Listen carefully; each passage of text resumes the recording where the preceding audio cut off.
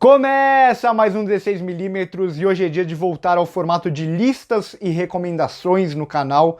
Então o que eu vou fazer hoje é recomendar 7 filmes de terror que estão na Netflix e eu tentei variar os subgêneros aqui do terror, então não são necessariamente os 7 melhores filmes de terror da Netflix. Na verdade eu tentei pegar alguns filmes que até são conhecidos, mas não são tão conhecidos assim. E também o que eu fiz é não pegar filmes que são originais Netflix, porque vocês têm que assistir primeiro, porque a gente não sabe até quando eles vão ficar no catálogo.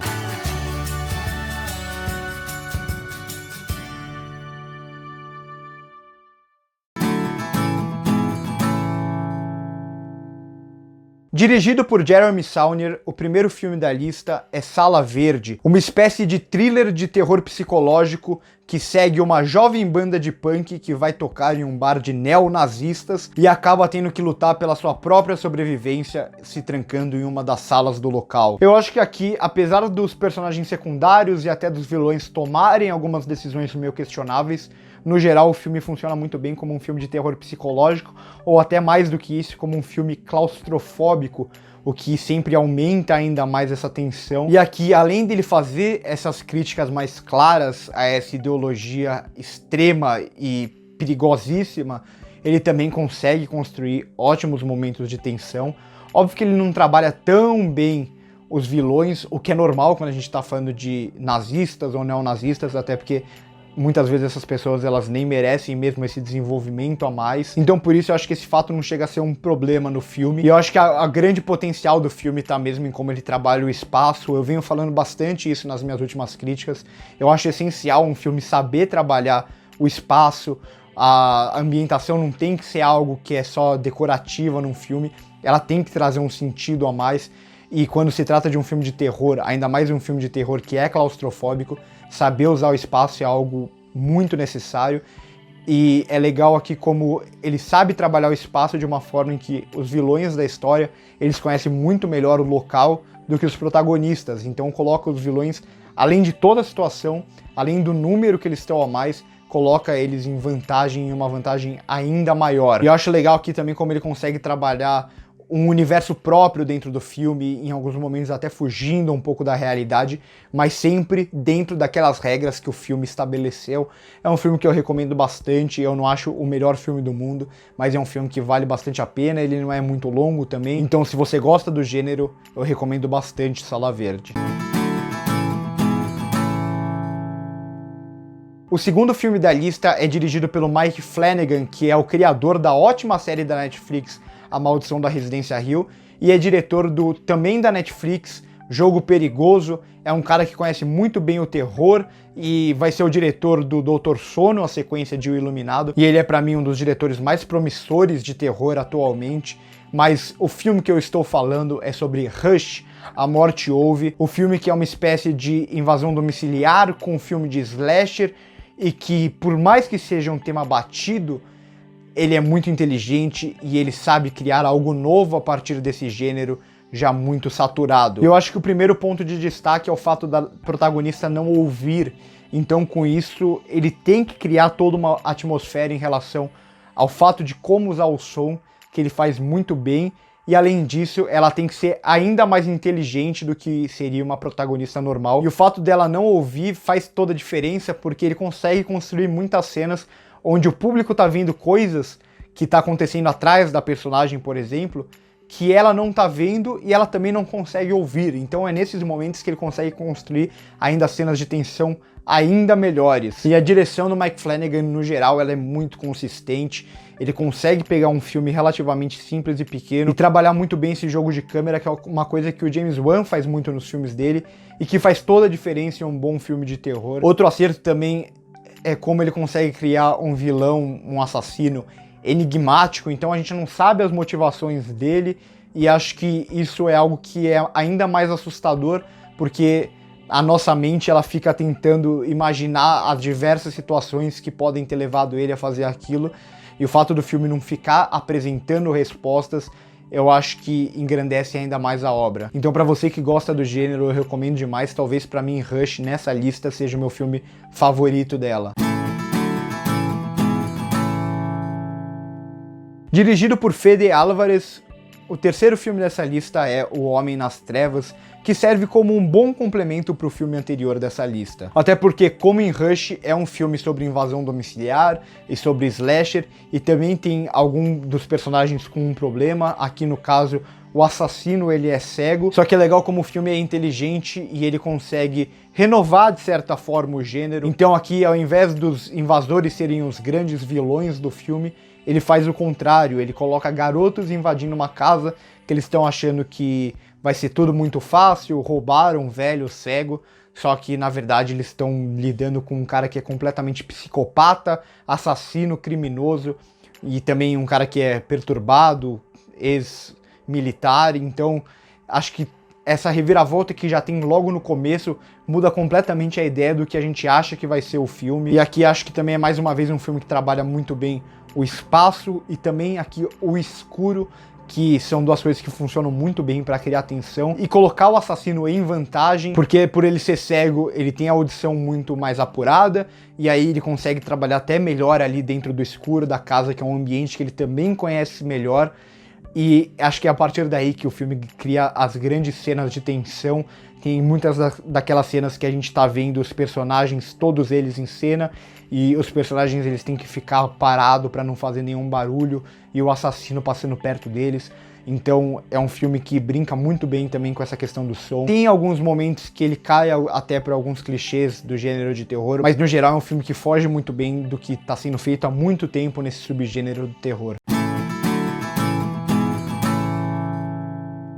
Dirigido pela australiana Jennifer Kent, o quarto filme da lista é O Babadook, um dos melhores filmes de terror dos últimos anos. E quando eu falei que Rush talvez fosse o filme que eu mais gosto nessa lista, é porque tem também O Babadook, que é um filme que eu adoro, é um dos melhores filmes de terror dos últimos anos, sem sombra de dúvidas.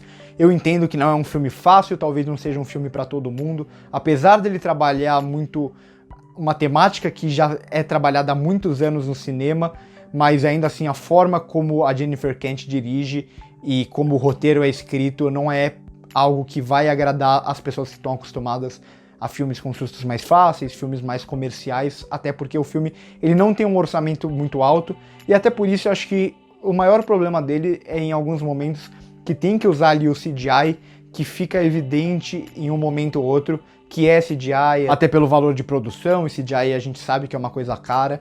Então, em alguns momentos ali, entrega que não é uma produção muito grande, mas no geral é um filme muito inteligente, é um filme que consegue criar uma tensão excelente, com uma ótima atmosfera e uma atmosfera crescente, que trabalha muito bem também a ideia da mente humana. Então a gente nunca sabe se aquilo que está acontecendo é real ou se está na cabeça da protagonista, e ela vai enlouquecendo cada vez mais e vai perdendo a noção do tempo, e ao mesmo tempo que ela perde a noção do tempo, a gente vai perdendo a noção do tempo também.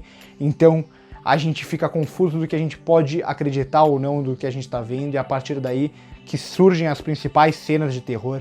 Tem uma que eu gosto sempre de citar, que é uma cena que é praticamente toda em silêncio, com um corte muito rápido e sem precisar subir o som, sem precisar usar recursos já batidos. Ele consegue criar uma cena que a gente fica se perguntando, é isso mesmo que eu vi ou não?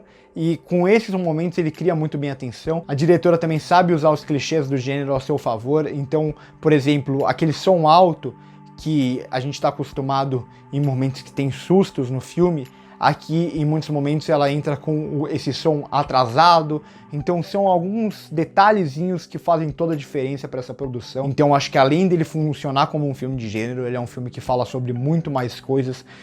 Eu não vou dar spoiler aqui do final, eu tenho uma teoria sobre o final, só que eu acho que cada um tem que tirar as suas próprias conclusões, e por isso eu não vou dar spoilers.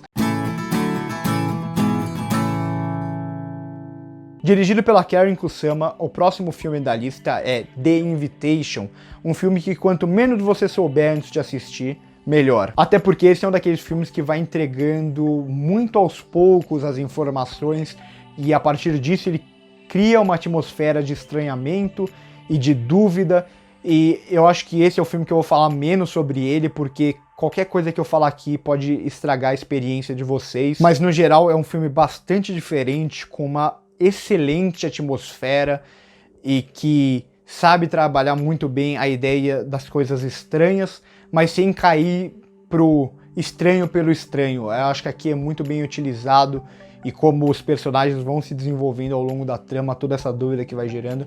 É um filme que, além de criar bons momentos de terror, ele cria também bons momentos de suspense. Então eu recomendo The Invitation para vocês que gostam desses dois gêneros. Dirigido por Bong Joon-ho, diretor que acabou de vencer a Palma de Ouro em Cannes, o próximo filme da lista é O Hospedeiro, um filme de monstro bem diferente do que a gente está acostumado. E como é de costume nos filmes do Bong Joon-ho, ele cria aqui um universo particular para o filme, que apesar de ser em um universo um pouco distópico, na verdade ele está querendo falar sobre temas muito atuais, só que ele consegue fazer isso muito bem nas entrelinhas, porque não adianta você só fazer um filme querendo passar uma visão crítica sobre o mundo e sobre a política, se você não conseguir fazer esse filme funcionar como filme, funcionar dentro do gênero dele. Então por isso eu acho que uma coisa que é muito boa em O Hospedeiro é que além dele fazer esses comentários sociais que funcionam muito bem, que na verdade são mais metáforas, não é algo que está estampado na nossa cara, mas além de tudo isso ele funciona muito bem mesmo como um filme de monstro. E aí ele deixa pra gente tirar essas outras conclusões, por exemplo, que o verdadeiro monstro é o próprio ser humano, coisas assim. A gente tem que entender assistindo o filme, ele não vai ficar estampando isso na nossa cara, colocando diálogos mega expositivos. E além disso é um filme que tem ótimas atuações, é um filme muito bem dirigido, Bong Joon-ho. Quem escuta o nosso podcast, eu já falei diversas vezes que pra mim é um dos meus diretores favoritos da atualidade. Eu acho que a única coisa que pode incomodar um pouquinho atualmente é o CGI do monstro em momentos que ele se movimenta muito rápido, fica um pouco artificial, mas é algo normal até por se tratar de um filme de 2006, quando a tecnologia não era tão boa assim. Então até pra você que tá curioso pra ver The Parasite, que ainda não estreou no Brasil, o filme que ganhou Cannes esse ano, vale a pena assistir The Host pra você entender um pouco mais sobre o Bong Joon-ho. Dirigido por Julia Ducournau, o último filme é Raw, que é sem dúvida o mais estranho e divisivo dessa lista, e acho que até por isso eu deixei ele aqui por último. É um filme que eu entendo que não é pra todo mundo, então é um filme que ele é bastante sangrento, ele é bastante nojento, ele não tem medo de mostrar tudo, muito gore, muitas coisas gráficas. Então ele acompanha uma jovem vegetariana que entra na faculdade e no trote ela é obrigada a comer um animal cru, e isso desperta algo dentro dela. Então esse é mais um filme que, além dessa questão mais visual, dessa questão sanguinolenta até, e canibalismo, mostra também muito a relação entre pais e filhos, entre os pais querendo proteger os filhos, mas até que momento os pais não podem estar protegendo demais os filhos. Então tem muitas reflexões através disso, só que mais do que isso o filme funciona como algo intrigante, que a gente nunca sabe o que vem a seguir, a gente tá sempre tentando adivinhar as coisas, e tem uma protagonista também muito forte. Então o terror aqui, ele não é que a gente vai tomar sustos nem nada, é um pouco mais psicológico e de mal-estar, eu acho que acima de tudo. Se você não gosta de filmes muito sangrentos, filmes muito nojentos, passa longe desse filme. Eu entendo também quem não gosta de Raw, não é um filme fácil, e tem gente que critica muito que o filme ele exagera na hora de mostrar esses momentos mais sangrentos e tal.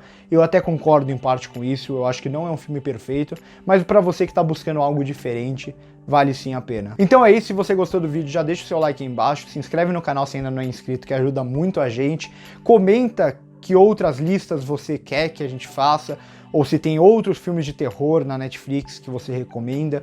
Monta aí 7 filmes de terror que tem na Netflix que você gosta bastante nos comentários, que dá pra gente trocar uma ideia legal. E passa também no primeiro comentário que a gente deixa as nossas redes sociais, incluindo o nosso podcast, que a gente lança episódio semanalmente toda segunda-feira. Por hoje é só e corta.